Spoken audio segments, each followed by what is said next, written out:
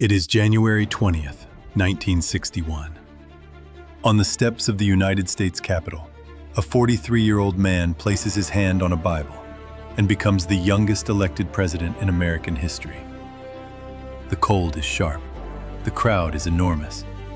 His breath is visible in the air as he speaks. Ask not what your country can do for you. Ask what you can do for your country. The applause is thunderous. The hope is real. But 1961 is not going to be a year of hope. It is going to be a year of tests, one after another, each carrying the weight of nuclear weapons somewhere in the background. A Soviet cosmonaut is going to orbit the Earth, and America is going to wake up to find it has been left behind. A group of young men and women are going to board buses heading south, and those buses are going to be set on fire. A wall is going to go up overnight in Berlin. And 3 months later, American and Soviet tanks will face each other on a divided street, with their engines running and the world holding its breath. And a new president, in a room in Vienna, is going to sit across from the most dangerous man in the world and make an impression he will spend the rest of the year paying for. These are the 10 moments that defined 1961. Some of them you remember. Some of them you only thought you did. Let's begin. Number 10. Alan Shepard, first American in space. At 9:34 in the morning, on May 5, 1961, a Redstone rocket carrying a Mercury capsule named Freedom 7 lifted off from Cape Canaveral, Florida. Inside was Commander Alan Shepard, a 37-year-old Navy test pilot who had been waiting on that launch pad, already suited up, for 4 hours, while engineers worked through delay after delay. At one point, he asked Mission Control, with characteristic directness, to please fix the problem so he could get on with it. The flight lasted 15 minutes and 22 seconds. Shepard reached an altitude of 116 miles, arced over the Atlantic, and splashed down southeast of the Bahamas. It was not an orbit. Gagarin had orbited the Earth 3 weeks earlier, completing a full circuit in 108 minutes. By the arithmetic of the space race, the Soviets were still ahead. But 70 million Americans watched it live, more than had watched anything on American television to that point. And what they saw was not a competition won or lost. They saw their country trying, in public, with the whole world watching. And succeeding. The 15-minute flight that changed nothing strategically changed everything psychologically. What is the difference between winning and simply refusing to quit? And does it matter in the end which one you were doing? But what happened next would overshadow even this. Number 9. The Freedom Riders. On May 4, 1961, 13 people boarded 2 buses in Washington, D.C. and headed south. They were Freedom Riders, black and white activists organized by the Congress of Racial Equality. Their plan was deliberate: ride interstate buses through the Deep South and use the whites-only facilities at terminals along the way. The Supreme Court had ruled this segregation unconstitutional. The Freedom Riders intended to find out whether that ruling meant anything in Alabama. On May 14th, a Greyhound bus carrying Freedom Riders was stopped outside Anniston, Alabama. A mob surrounded it and threw a firebomb through the window. Passengers stumbled out through smoke and were beaten as they emerged. A state trooper traveling incognito fired his weapon into the air, the only thing that prevented deaths on that roadside. The other bus reached Birmingham, where police had agreed, as FBI records later confirmed, to give the Ku Klux Klan 15 minutes alone with the passengers before intervening. The photographs went around the world. Robert Kennedy called for a cooling-off period. John Lewis, 21 years old, already beaten twice, responded that there had been too much cooling off already. The rides continued. More than 400 Freedom Riders were arrested in Mississippi alone. Many served time at Parchman Farm Penitentiary under conditions designed to break them. None of them stopped. The Kennedy administration eventually pressured the Interstate Commerce Commission to enforce desegregation of interstate travel facilities. The order took effect in November 1961. The terminals were desegregated. The people who forced that outcome paid for it with their bodies. How many rights you take for granted today were purchased, at some specific moment, by someone who simply refused to accept the answer they were given? Number 8. The Berlin Wall goes up. At midnight on August 13, 1961, East German workers and soldiers began stringing barbed wire across the streets of Berlin. They worked through the night. By morning, the city was divided. Streets open the day before were blocked. Families on opposite sides could no longer cross. The wire was replaced over weeks with concrete blocks, guard towers, searchlights, and a cleared death strip designed to make escape visible and therefore fatal. Kennedy was furious at the wall's construction, but also, privately, relieved. Khrushchev had been threatening for years to cut off Western access to Berlin entirely. The wall was brutal and illegal, but it was preferable to war. Kennedy reportedly said, "It's not a very nice solution, but a wall is a hell of a lot better than a war." 140 people are confirmed to have died attempting to cross the Berlin Wall during its 28 years. The first was Günter Litvin, shot on August 24th, 11 days after the wire went up, while swimming across the Humboldt Harbor. He was 24 years old. A line drawn not between nations, but through neighborhoods, through families, through the middle of living streets. What does it mean to wake up one morning and find that the world you went to sleep in no longer exists? And yet, the real shock of 1961 was still ahead. Number 7. The Bay of Pigs invasion. On April 17, 1961, approximately 1,400 Cuban exiles, trained and equipped by the CIA, landed on the southern coast of Cuba at a place called Playa Girón. The Bay of Pigs. The plan had been conceived under Eisenhower and inherited by Kennedy, who approved it 90 days into his presidency, but stripped out the air support component at the last minute, worried about the optics of open American military involvement. That decision was catastrophic. Without air cover, the exile brigade landed on a beach better defended than the planners had realized. Supply ships were sunk. The promised popular uprising against Castro did not materialize.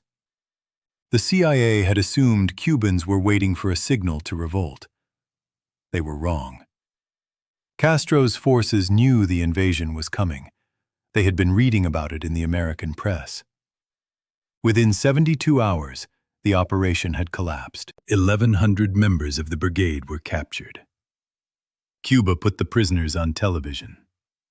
The CIA's involvement was undeniable. Kennedy accepted public responsibility. In private, he told his advisors, "How could I have been so stupid?" He fired CIA Director Allen Dulles. He commissioned a full review. But the damage was already done. Khrushchev, watching from Moscow, drew a conclusion about the young president that he would carry into Vienna 6 weeks later. Kennedy had flinched. And in the grammar of Cold War power, a man who flinches once will flinch again. There is a particular kind of failure that comes from inheriting someone else's plan and not having the courage to kill it. What does it cost when the plan belongs to the most powerful intelligence agency in the world? Yuri Gagarin orbits the Earth. At 9:07 in the morning, Moscow time, On April 12, 1961, a Soviet Vostok rocket lifted off from Baikonur, carrying one human being. His name was Yuri Gagarin. He was 27 years old, the son of a carpenter from a small village west of Moscow. He had been selected from among the Soviet Union's most elite pilots, not only because he was among the best, but because he was small enough to fit in the capsule, calm enough to trust with the unknown, and possessed of a quality his evaluators recorded simply as, "He smiles." The flight lasted 108 minutes. Vostok 1 completed one full orbit. At its highest point, Gagarin was 203 miles above the Earth. He looked out the porthole and said that the Earth was blue. "How wonderful," he said. "How wonderful it is." He re-entered the atmosphere, ejected from the capsule at 23,000 feet, and parachuted to a field near the Volga River. A farmer and her daughter watched him land. He walked toward them and asked where the nearest telephone was. In Washington, the news arrived while Kennedy was eating breakfast. His silence lasted several seconds. Then, "When can we do it?" Gagarin never flew in space again. The Soviet government decided he was too valuable as a symbol to risk on another mission. He died in a routine training flight in 1968, aged 34, having spent 108 minutes in space and the remainder of his life defined entirely by that single morning. What does it mean to do something once that no human being has ever done, and then spend the rest of your life as the person who did it? We're only halfway through 1961. What's coming will surprise you. Number 5. Kennedy's moon speech. On May 25, 1961, 43 days after Gagarin's orbit, President Kennedy stood before a joint session of Congress and made one of the most audacious promises in the history of democratic government. "This nation," he said, "should commit itself to landing a man on the moon and returning him safely to the Earth before this decade is out." What NASA actually had on that day: 15 minutes of manned spaceflight. One astronaut who had gone up and come back down. No rocket capable of reaching the moon. No navigation plan. No certainty that a human being could survive the radiation of deep space. Kennedy knew all of this. He made the promise anyway. The reasons were not purely scientific. The Bay of Pigs had damaged American prestige. Gagarin had demonstrated Soviet capability in the most public way imaginable. Kennedy needed a race he could win, on a timeline that forced commitment before the Soviets could consolidate their lead. He chose the moon because neither side was yet close to it. It was a competition being started fresh. 8 years, 2 months, and 26 days later, Neil Armstrong stepped onto the surface of the moon. Kennedy was not alive to see it. What does it mean to make a promise on behalf of people not yet born? About something that will not happen until after you are gone. Number 4. The Eichmann trial in Jerusalem. Serious. In May 1960, Israeli Prime Minister Ben-Gurion announced that Adolf Eichmann, the SS officer who had organized the deportation of European Jews to the Nazi death camps, had been found in Buenos Aires and brought to Israel to stand trial. Mossad agents had tracked him for years. Eichmann had been living under a false name, working at a Mercedes-Benz factory. He was sedated, dressed as an El Al crew member, and flown to Tel Aviv. The trial began in Jerusalem on April 11, 1961. The first trial in history covered on live international television. What the world saw was not a monster. It saw a slight, balding, bespectacled bureaucrat in a glass booth, shuffling papers, speaking in the careful language of procedure and hierarchy. He had not, he said, hated the Jews personally. He had followed orders. He had managed logistics. The philosopher Hannah Arendt covered the trial and wrote about what she called the banality of evil. The unsettling idea that history's greatest atrocities are often carried out not by fanatics, but by ordinary people who have decided that following instructions matters more than thinking about what those instructions mean. Eichmann was convicted and hanged on May 31, 1962.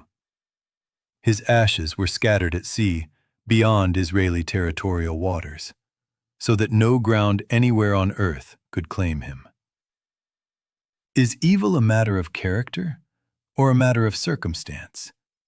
And how certain are you of your own answer?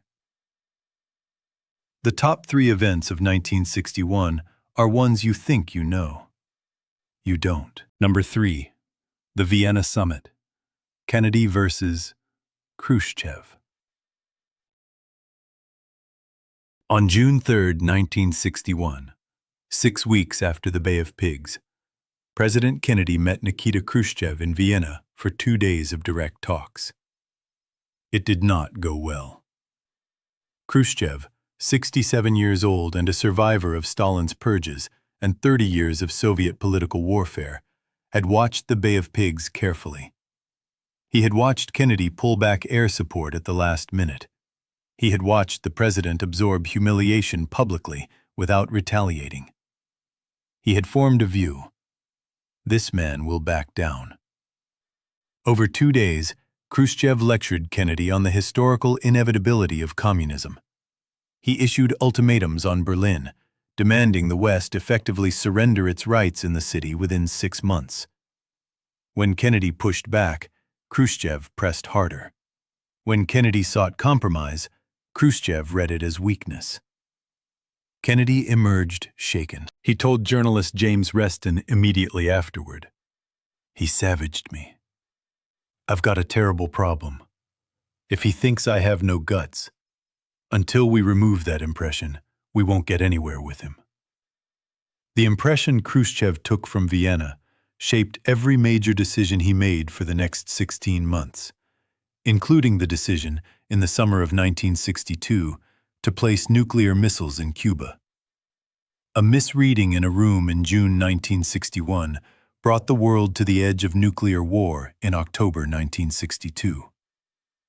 2 men sat across a table, and one made a mistake that affected every living person on Earth. How many moments in history have turned entirely on one person reading another person wrong? Number 2. Lumumba's murder and the CIA. Serious.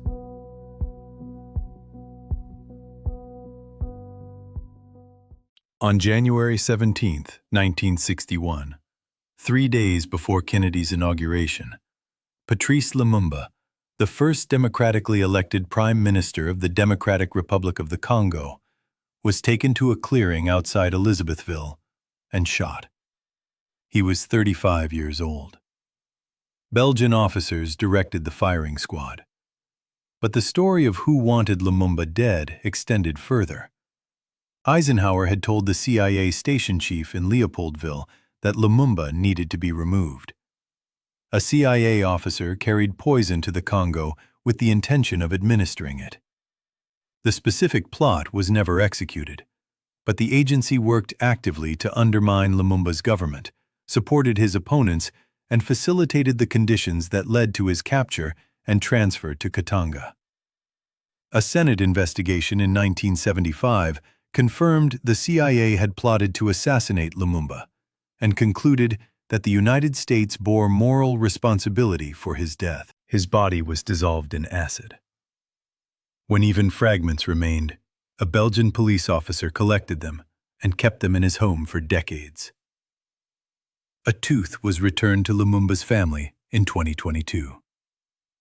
The Congo has not known stable democratic governance in the 64 years since his death. The cobalt and coltan in the ground, the minerals that made him a target, still flow outward, still enrich companies headquartered far from the country, still fund conflicts that kill Congolese people every year. What does it mean to remove a leader because he is inconvenient, and then live with the country you helped create in his absence? Number 1. The Berlin Crisis. Tanks at Checkpoint Charlie. And at number 1, the moment that defined everything else. It is October 27, 1961, 9 in the evening. 10 American M48 Patton tanks roll to Checkpoint Charlie, the crossing point between East and West Berlin on Friedrichstrasse. They stop at the white line marking the boundary between American and Soviet sectors. Engines running, guns loaded. Across the checkpoint, 10 Soviet T-54 tanks roll forward and stop. They too do not cross the line. Their engines too stay running. For the next 16 hours, the two most powerful military forces on Earth face each other across 100 yards of divided street. The immediate cause was a dispute over whether American civilian officials had to show identification to East German guards, a right the United States considered non-negotiable, because accepting East German authority would implicitly recognize East Germany as a sovereign state. What the world did not know, and would not know for decades, was that the two sides were already talking through a back channel. A Soviet intelligence officer with a relationship with Robert Kennedy was relaying messages between the White House and the Kremlin in real time. Both Kennedy and Khrushchev wanted to de-escalate. Neither could be seen to move first. They agreed. The Soviets would pull back one tank, then the Americans one. The sequence would continue until both sides had withdrawn. Neither side would announce it. On the morning of October 28th, one Soviet tank backed away from the line. Then one American. Then another Soviet. Then another American. By afternoon, both sides had withdrawn completely. The world had spent 16 hours, one unauthorized order, one malfunction, one nervous soldier away from a war between nuclear powers. And it ended. Without announcement, without ceremony, with tanks backing slowly away from each other on a Berlin street at dawn. No shots were fired. No one died. And no one who watched those tanks face each other across that line ever fully got over knowing how close it had been. How close is close enough to count? And what does it mean that the thing which saved the world in that moment was not strategy or strength, but a secret agreement between two men who couldn't afford to let anyone know they were talking? 1961 ended with the world intact, but only just. A wall had divided Berlin, and tanks had faced each other and backed down. A young president had been humiliated in Cuba, lectured in Vienna, and pushed to the edge in October, and had held. A man had orbited the earth. Another had gone up 15 minutes, and a country had exhaled. Young people on buses had been beaten and had kept riding. A Nazi in a glass booth had answered in careful bureaucratic language for what he had helped do to a continent.